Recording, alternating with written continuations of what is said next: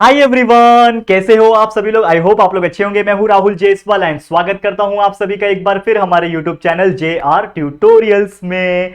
तो दोस्तों, उम्मीद कर रहा हूं कि यार आप लोग की जो पढ़ाई है वो कंटिन्यूस आप लोग की चल रही होगी, क्योंकि यार आप जानते हो कि एग्जाम्स चल रहे हैं अभी, और कुछ लोगों के तो ऑलमोस्ट स्टार्ट हो चुके हैं, कुछ लोगों के 2-3 दिनों में स्टार्ट होने वाले।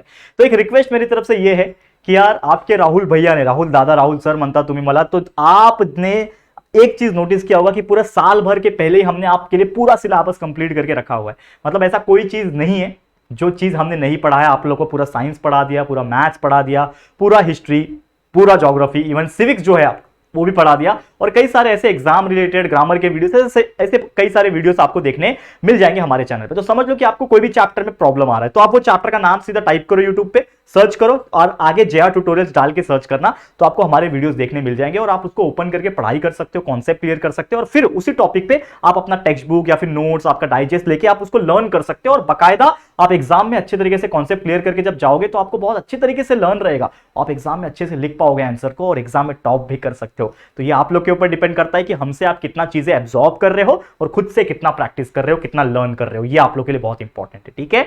और आपके लिए सुविधा के लिए हमने इस साल से ही कंटिन्यूअस आपके लिए मेहनत की है, लेकिन इस बार भी लास्ट मोमेंट पे भी आप लोग के लिए एक मैंने लास्ट मोमेंट रिवीजन सीरीज की शुरुआत की, जिसमें कई सारे मैथ्स के और साइंस के वीडियोस हम आपके लिए पढ़ा रहे हैं।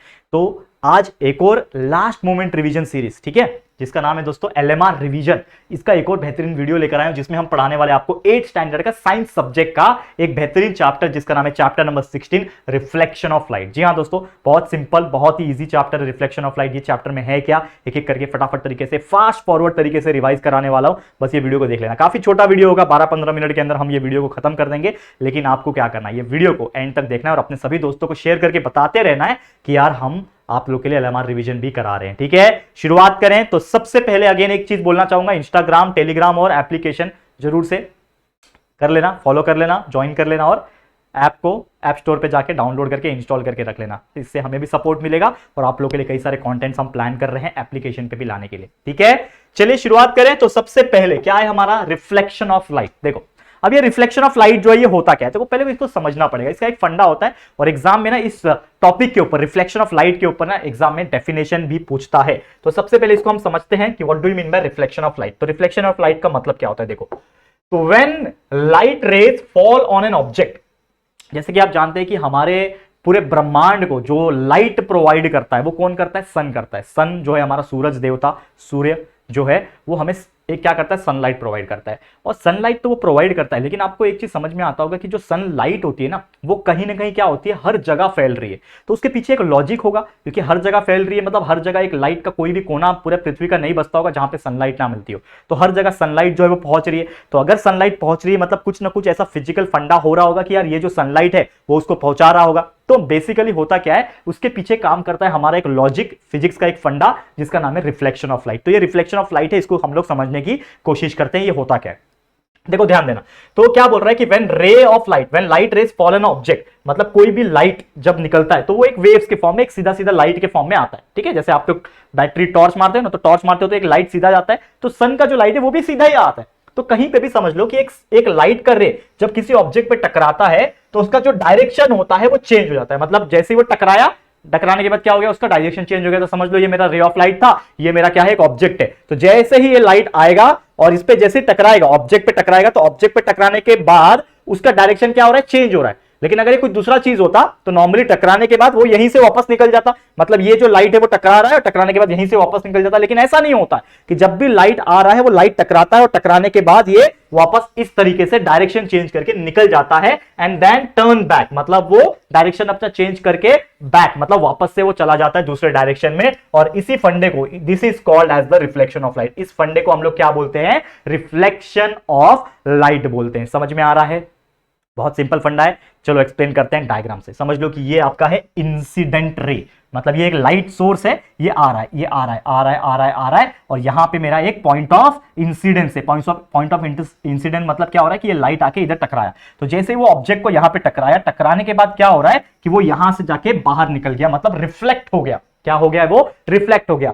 जब आप थोड़े और हायर स्टैंडर्ड में जाओगे, जब आप हो सके 9th में जाओ, 10th में जाओ, तो एक और फंडा आप पढ़ने वाले हो, रिफ्रैक्शन। ये है रिफ्लेक्शन और एक होता है रिफ्रैक्शन। तो रिफ्रैक्शन का फंडा अलग है, जब आप थोड़े हायर स्टैंडर्ड में जाओगे तो मैं आपको पढ़ाऊंगा, मैंने सब पढ़ा के रखा हुआ है ऑलरेडी, सर्च करोगे तो मिल जाएगा। लेकिन ये चीज समझने की कोशिश करो, क्या बोल रहा है इंसिडेंट रे, कि जैसे कोई रे ऑफ लाइट आया और आने के बाद एक पॉइंट पे किसी ऑब्जेक्ट पे टकराया तो वो क्या होता है, टर्न बैक हो गया और एक पर्टिकुलर डायरेक्शन उसने चेंज करके वो चला गया। तो जो लाइट आता है उसको बोलते हैं इंसिडेंट रे ऑफ लाइट, जो लाइट रिफ्लेक्ट होके जाता है उसको बोलते हैं रिफ्लेक्टेड रे, और ये दोनों के बीचों बीच जो परपेंडिकुलर एक खड़ा होता है एक लाइन, इसको हम लोग बोलते हैं नॉर्मल। और कभी भी इंसिडेंट रे ऑफ लाइट जो होता है वो नॉर्मल के पर्टिकुलर क्यों होता है, क्योंकि एक एंगल क्रिएट करता है। एक एंगल यहां बनता है नॉर्मल से, और एक इंसिडेंट ऑफ लाइट से एक एंगल बनता है जिसको आई बोलते हैं, और ये आई का मतलब होता है incident angle, angle of incident कहते हैं। और नॉर्मल से रिफ्लेक्टेड रे का जो एंगल बनता है इसको आर कहते हैं, और आर का मतलब होता है रिफ्रैक्टेड रे, reflected angle, angle of reflection बोलते हैं। याद रहेगा, ये बहुत इंपॉर्टेंट है, एग्जाम में पूछेगा कि एक्सप्लेन रिफ्लेक्शन ऑफ लाइट, या फिर right A short note on reflection of light. ये सभी चीज आप डायग्राम बना के डेफिनेशन लिख के जिस तरीके से मैंने आपको एक्सप्लेन करके बताया उसी प्रकार से आप एक्सप्लेन करके बता सकते हो। क्लियर, समझ में आ रहा है? अब चलते हैं हमारे एक और टॉपिक की तरफ जो कि अगेन बहुत इंपॉर्टेंट एग्जाम में पूछा जाता है, जो कि है लॉज ऑफ रिफ्लेक्शन। अब ये डेफिनेटली आपके एग्जाम में पूछा जाएगा। Right A short note, right law of reflection, right 3 points, 2 points, इस प्रकार से क्वेश्चन पूछा जाता है। तो क्या है ये फंडा, समझते हैं। तो सबसे पहला लॉ, 3 लॉ है, ये तीनों लॉ को आप बाय हार्ट कर लो, लर्न कर लो, कुछ भी कर लो, एग्जाम में पूछा जा सकता है। पहला लॉ क्या बोलता है, the angle of reflection is equal to angle of incident. मतलब यहां पे देखो डायग्राम, ये डायग्राम बनाना पड़ेगा आप लोगों, ये डायग्राम भी आपको साथ में बनाना पड़ेगा। जब भी लॉ पूछेगा या फिर डेफिनेशन पूछेगा या फिर ये पूछेगा तो आपको ये डायग्राम बनाना पड़ेगा। अब यहां पे क्या बोल रहा है, पहला पॉइंट क्या बोल रहा है ये, द एंगल ऑफ रिफ्लेक्शन मतलब R is equal to angle of incident मतलब आई। मतलब इन शॉर्ट क्या बोल रहा है इसने, यहां पे पीछे चलो वापस से, कि ये जो एंगल ऑफ इंसिडेंस, जैसे मैंने बोला एंगल ऑफ इंसिडेंस को क्या बोलते हैं, आई बोलते हैं। मतलब एंगल ऑफ आई मतलब एंगल ऑफ इंसिडेंस, ये क्या होता है, इक्वल होता है, किसके बराबर होता है, एंगल ऑफ रिफ्लेक्शन के, मतलब आर के बराबर होता है। तो एंगल ऑफ आर, तो ये होता है पहला law, angle of I is equal to angle of R. ठीक है, क्या बोल सकते हैं हम लोग यहां पे, क्या लिख सकते हैं कि angle of I is equal to angle of R, यानी कि एंगल ऑफ इंसिडेंस जो होता है एंगल ऑफ रिफ्लेक्शन के वो बराबर होता है। तो जितना भी एंगल ऑफ इंसिडेंस हो रहा है, मतलब जो भी एंगल के साथ इंसिडेंस ऑफ लाइट आ रही है, टकरा रही है, उसी एंगल के साथ वो रिफ्लेक्ट भी होगी। तो जिस तरीके से आएगी, जैसे मैंने आपको ऑलरेडी बताया कि यार ये हमारा क्या है, एक ऑब्जेक्ट है, यहां पे लाइट आ रही है, तो इस तरीके से लाइट आई तो ये टकराने के बाद इसी तरीके से वापस जाएगी, मतलब सेम एंगल पे। तो जहां जितना एंगल वो यहां से बना रहा है उतना ही एंगल वो वहां से बना के निकल जाएगा। यहां पे ऐसा आ रहा है, खड़ा आ रहा है तो खड़ा ही निकलेगा इस प्रकार से। तो जो भी एंगल से वो इंसिडेंट होगा वही एंगल से वो रिफ्लेक्ट भी होगा। यही फंडा है हमारा पहला लॉ ऑफ रिफ्लेक्शन। समझ में आ गया? दूसरा लॉ क्या बोलता है, द इंसिडेंट रे, द रिफ्लेक्टेड रे एंड द नॉर्मल लाइन है सेम प्लेन। मतलब ये तीनों के तीनों देखो, इंसिडेंट रे देख लो, रिफ्लेक्टेड रे देख लो, और ये नॉर्मल का लाइन, ये तीनों के तीनों एक ही प्लेन में है ना, 2D में दिख रहा है आपको, एक ही प्लेन 2D प्लेन में आपको दिख रहा है। इसके लिए हम लोग क्या बोल सकते हैं कि ये तीनों के तीनों एक ही प्लेन में आता है। इसका मतलब कोई और डायरेक्शन नहीं है, ये 3D में नहीं है, ये 2D में ही है, तो एक ही प्लेन में आता है। इसको आप बाय हार्ट कर लेना। ठीक है, तीसरा पॉइंट क्या बोलता है, the incident ray and the reflected ray are on opposite sides of normal. क्या बोलता है कि जो इंसिडेंट रे होता है और जो रिफ्लेक्टेड रे होता है वो नॉर्मल के अपोजिट साइड में है। और ये डायग्राम में भी दिख गया, इंसिडेंट रे यहां है, रिफ्लेक्टेड रे यहां है, और ये नॉर्मल है। तो नॉर्मल के एक साइड इधर इंसिडेंट रे, नॉर्मल के एक साइड उधर रिफ्लेक्टेड रे, तो ये दोनों क्या है, ये और ये एक दूसरे को क्या है, अपोजिट है। और यही हमारा तीसरा लॉ है। ये तीनों को बाय हार्ट कर लो, याद कर लो, कैसे भी कर लो, लेकिन ये एग्जाम में डेफिनेटली एग्जाम में पूछता है, तो इसको अच्छी तरीके से आप लोग याद कर लोगे। समझ में आ गया? क्लियर है? तो ये सब फंडा है, एग्जाम में काफी ज्यादा पूछता है, जो मैं करा रहा हूं फटाफट से, क्योंकि यार एलएमआर रिवीजन है ना। वैसे समझ लो कि ये चैप्टर को आपको एकदम डीप में पढ़ना है, तो इसके लेक्चर बाय लेक्चर 2-3 लेक्चर में मैंने ये चैप्टर को कंप्लीट किया है। सर्च कर लेना इस चैप्टर का नाम, आपको वीडियो मिल जाएगा और वो भी देख सकते हो आप। लेकिन ये तो रिवीजन है, तो अभी बस और 5 मिनट और फटाफट से ये चैप्टर को हम लोग रिवाइज करा देंगे। ठीक है, जो इंपॉर्टेंट है वही करा रहा हूं खाली। नेक्स्ट है यहाँ पे regular reflection and irregular reflection. इसका भी बहुत अच्छा फंडा है। रेगुलर रिफ्लेक्शन मतलब क्या होता है, जो नॉर्मल रिफ्लेक्शन होता है। और नॉर्मल रिफ्लेक्शन होने के लिए क्या चाहिए होता है, मैं आपको सिंपल सा बता देता हूं। हमेशा याद रखना, रेगुलर रिफ्लेक्शन तभी होता है जब स्मूथ सरफेस होता है।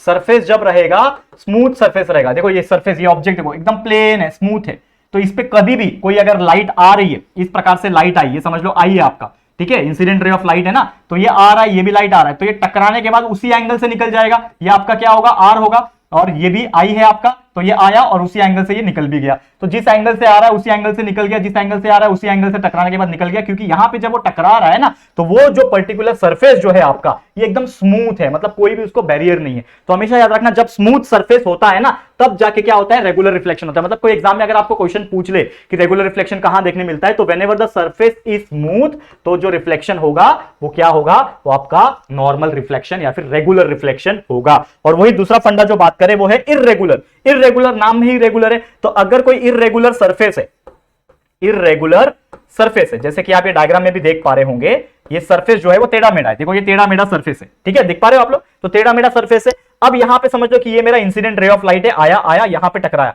अब यहां पे टकराने के बाद वो किधर भी जा सकता है, क्योंकि ये उबड़ खाबड़ है, ये जो है ना ये उबड़ खाबड़ रास्ता है। तो टकराने के बाद हो सकता है इधर भाग जाए, हो सकता है पीछे भाग जाए, हो सकता है ऊपर भाग जाए। तो यहां पे मैंने बताया, समझ लो ये ऊपर भाग रहा है, ये आपका ऊपर भाग रहा है, तो ये आपका आई इधर आया और ये रिफ्लेक्टेड। तो एक्चुअल में तो ऐसा नहीं होना चाहिए, क्योंकि जो एंगल से आ रहा है उसी एंगल से वो अगर जाता तो ये हमारा लाइन इधर बनता, समझ रहे हो। ये वाला जो लाइन है ब्लू से बनाता हूं, देखो यहां पे ध्यान से, ये जो आई आ रहा है इसका जो रिफ्लेक्शन होता वो कहां होता दोस्तों, वो पर्टिकुलर यहां होता इसके हिसाब से। लेकिन एक्चुअल में कहां हुआ, एक्चुअल में कहां हुआ, ये यहां हुआ। इसका मतलब क्या है कि ये सरफेस इररेगुलर है, इस वजह से ये प्रॉपर तरीके से रिफ्लेक्शन नहीं कर पा रहा है। इसका भी देखो, ये येलो वाला आ रहा है, इधर आया, प्रॉपर तरीके से देखा जाए तो इसको इधर जाना चाहिए था, लेकिन ये गया किधर, ये इधर चला गया, तो ये गलती हो गया। तो ये आपका क्या है, गड़बड़ है। मतलब यहां पे रिफ्लेक्शन ऑफ आर जो है और ये आई है ये मैच नहीं कर रहे, और ऐसा क्यों हो रहा है, because of the irregular surface, ठीक है। और एक और टॉपिक है, ये मैं आपको बताना चाहूंगा, जिसका नाम है दोस्तों क्लैडियोस्कोप। तो ये मैं आप लोग को एक तरीके से होमवर्क के तौर पे दे रहा हूं, और ये पूरा मैंने पढ़ा के रखा है क्लैडियोस्कोप। इसके बारे में शॉर्ट नोट कभी कभार पूछा जा सकता है, तो आप लोग ये क्लैडियोस्कोप के बारे में अच्छी तरीके से पढ़ लेना। मैं यहां पे क्या करता हूं, ये वीडियो को यहां पे एंड करता हूं। क्यों, क्योंकि ऑलमोस्ट रिवाइज करा दिया मैंने हर एक चीज, ये चैप्टर में ज्यादा कुछ है नहीं। पूछेगा तो लॉ ऑफ रिफ्लेक्शन पूछेगा, और जो मैंने स्टार्टिंग में रिफ्लेक्शन ऑफ लाइट का फंडा बताया, और यही सब चीजें इरेगुलर रेगुलर रिफ्लेक्शन पूछता है। क्लैडियोस्कोप पूछने का चांस कम है, लेकिन मेरी तरफ से रिकमेंडेशन है कि आप लोग एक बार इसको देख लेना और इसको लर्न कर लेना, ठीक है। तो फिर यही था हमारा वीडियो दोस्तों, यही था, वाकई में यही था हमारा वीडियो। आप सोच रहे होंगे कि लगभग 12 मिनट के अंदर मैंने एक चैप्टर को फटाफट तरीके से रिवाइज करा दिया, और ये इतना इंपॉर्टेंट रिवीजन था ना कि कोई बच्चा ये वीडियो को भी देख के चला जाए ना, वो भी आराम से इस चैप्टर में से reflection of light, raw of reflection और इरेगुलर रेगुलर रिफ्लेक्शन के बारे में क्वेश्चन पूछेगा तो वो डेफिनेटली अटेम्प्ट करके आएगा और एग्जाम में लिख के आएगा, इतना उसको नॉलेज आ गया होगा। लेकिन साथ में मेरा रिकमेंडेशन क्या है कि इस चैप्टर के जो प्रॉपर लेक्चर वीडियो है वो भी देख लेना, ठीक है। तो फिर मैं क्या करता हूं, इसी के साथ ये वीडियो को एंड करता हूं। ये वीडियो आपको कैसा लगा दोस्तों, प्लीज हमें कमेंट करना। वीडियो अगर पसंद आया है, अच्छा लगा है, तो प्लीज वीडियो को लाइक कर देना, अपने दोस्तों के साथ जितना हो सके शेयर कर देना, और अगर पहली बार आए हो हमारे चैनल पे तो फटाफट से हमारे चैनल को सब्सक्राइब भी कर देना, ठीक है दोस्तों। तो जल्दी मिलेंगे हमारे एक और न्यू वीडियो में, तब तक के लिए thank you and good bye.